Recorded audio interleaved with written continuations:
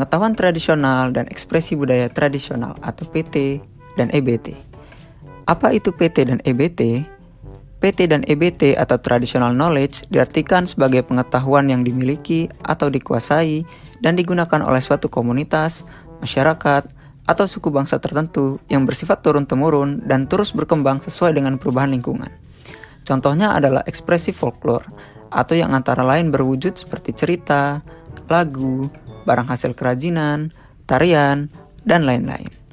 Ekspresi budaya tradisional merupakan cara hidup bangsa Indonesia yang mengajarkan tradisi, kearifan, nilai-nilai, pengetahuan komunal yang dikemas dan diturunkan kepada anak cucu melalui hikayat, legenda, kesenian, dan upacara yang berangsur-angsur membentuk norma sosial dan tata hidup bangsa Indonesia.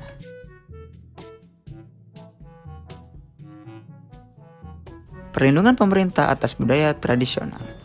Perlindungan mengenai hak masyarakat atas kekayaan budaya tradisional merupakan salah satu kewajiban pemerintah, yang salah satunya merupakan kewajiban dari konstitusional negara berdasarkan amandemen Undang-Undang Dasar Negara Republik Indonesia tahun 1945, di mana negara menghormati kebudayaan tradisional dari masyarakat adat sebagai bagian dari kebudayaan nasional negara Republik Indonesia di tengah peradaban dunia dengan menjamin hak-hak masyarakat dalam mengembangkan nilai-nilai budayanya.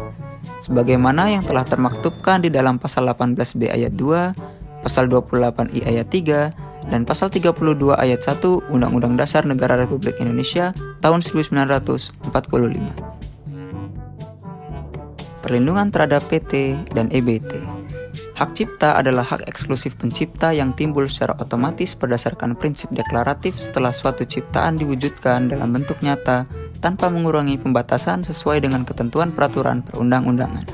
Di Indonesia, ekspresi budaya tradisional atau EBT dilindungi dalam pasal 38 Undang-Undang Nomor 28 Tahun 2014 tentang hak cipta. Disebutkan bahwa negara adalah pemegang hak cipta EBT. Dalam penjelasan pasal 38 ayat 1 Undang-Undang Hak Cipta, disebutkan bahwa yang dimaksud dengan ekspresi budaya tradisional mencakup salah satu atau kombinasi bentuk ekspresi sebagai berikut. A.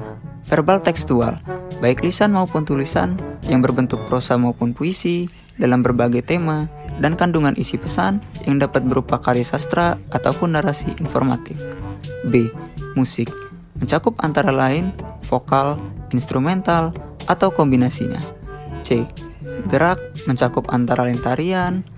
D. Teater, mencakup antara lain pertunjukan wayang dan sandiwara rakyat. E. Seni rupa, baik dalam bentuk 2 dimensi maupun 3 dimensi, baik yang terbuat dari berbagai macam bahan seperti kulit, kayu, bambu, logam, batu, keramik, kertas, tekstil, dan lain-lain atau kombinasinya. Dan F. Upacara adat. Negara sebagai otoritas tertinggi dan pemerintah daerah sebagai representasi negara dalam perlindungan dan pengaturan EBT dapat mencegah adanya pemanfaatan komersialisasi oleh pihak asing tanpa seizin negara sebagai pemegang hak cipta. Pemberian perlindungan terhadap EBT berbeda dengan pemberian perlindungan pada jenis hak cipta lain seperti buku, lagu, ataupun lukisan. Hal ini dikarenakan terhadap EBT tersebut kepemilikannya bukan bersifat individu seperti halnya pada karya cipta buku, lagu, ataupun lukisan tersebut. Namun, kepemilikan EBT tersebut merupakan kepemilikan secara komunal. Artinya, EBT dimiliki oleh sekelompok masyarakat adat pada suatu daerah atau tempat tertentu. Selain itu, pencipta hak kekayaan intelektual teridentifikasi secara jelas dan orientasi ciptaannya lebih mengarah ke dalam motif ekonomi ataupun mencari keuntungan.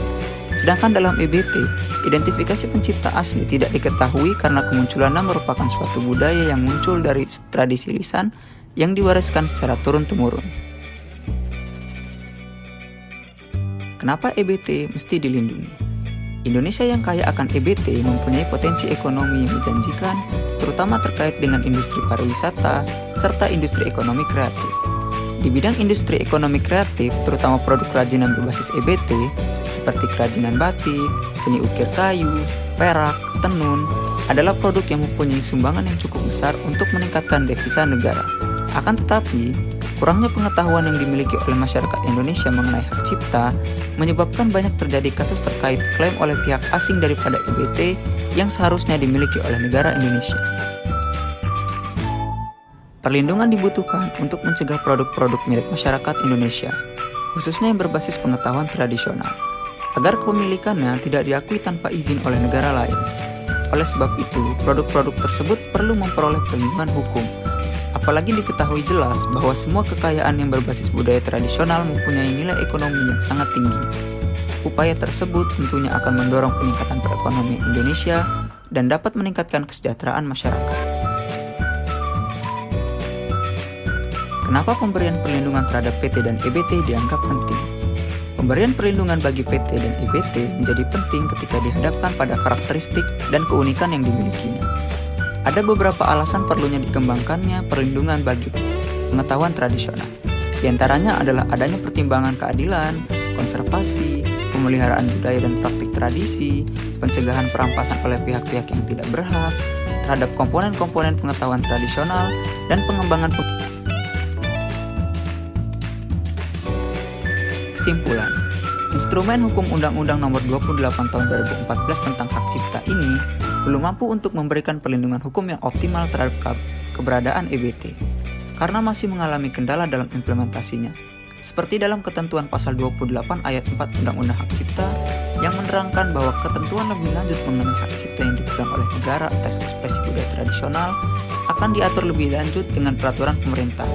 Namun hingga saat ini, belum ada peraturan pemerintah yang mengatur tentang keberadaan EBT secara khusus.